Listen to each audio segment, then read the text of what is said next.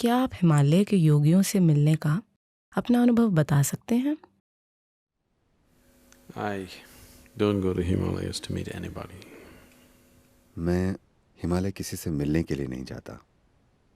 साथ ही हिमालय के रहस्यमयी आयाम वहाँ कई रूपों में सुरक्षित हैं।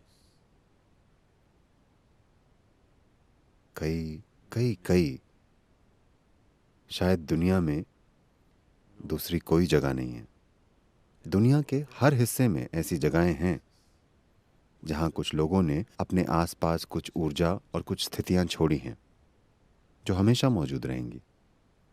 मगर मुझे नहीं लगता, मैं हर जगह घूमा हूँ, कोई दूसरी ऐसी जगह नहीं है जिसने इतने दिव्यदर्शी महापुरुष देखे हों जितने हिमालय ने देखे।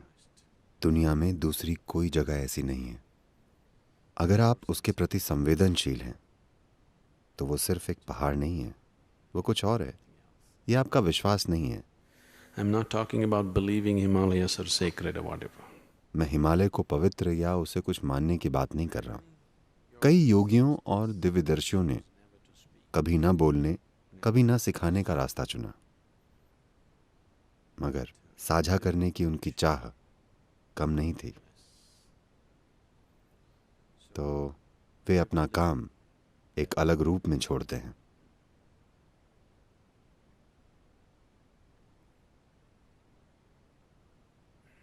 ऐसी कई जगहें हैं।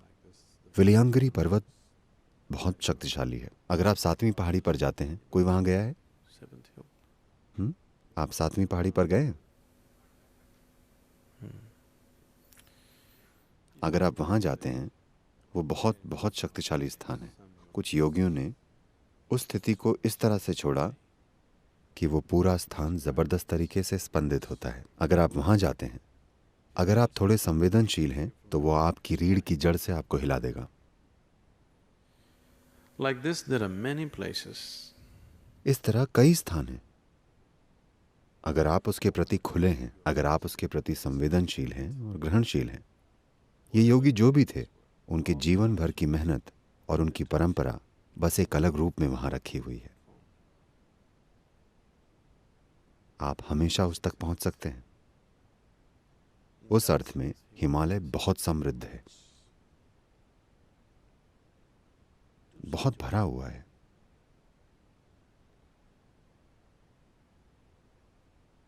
केदार के आसपास के स्थान, युक्तेश्वर और दूसरे स्थानों ने बहुत से जीवों को देखा है।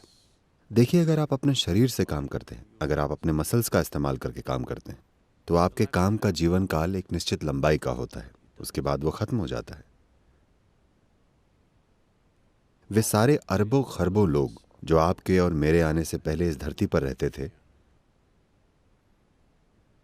उनका सारा काम कहाँ है?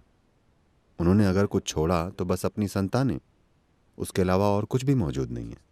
अगर आप अपने शरीर से काम करते हैं तो उस काम का जीवन काल बस उतना ही होता है। अगर आप अपने दिमाग से काम करते हैं तो उस काम का जीवन काल थोड़ा अधिक होता है। वो खुद को फैलाता है। लेकिन अगर आप अपने जीवन ऊर्जाओं से काम करते हैं तो वो आयाम हमेशा के लिए होता है। चाहे धरती खत्म हो जाए, वो खत्म नहीं होगा।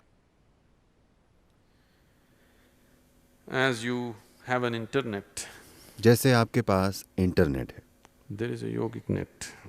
एक योगिक नेट भी है। अगर आप तैयार हों तो आप देख सकते हैं कि गौतम बुद्ध 2500 साल पहले नहीं थे, वो आज भी हैं। आज भी उतने ही जीवंत हैं जितने वे 2500 साल पहले थे। बस इतना है कि अब उनके पास भौतिक शरीर का बोझ नहीं है। भौतिक शरीर एक बाधा है। भौतिक शरीर के जरिए जो भी आता है उसके साथ आपकी पसंद नापसंद होगी, है ना? तो भौतिक प्रक्रिया से मुक्त होने के बाद वो और भी शक्तिशाली और असरदार बन जाता है।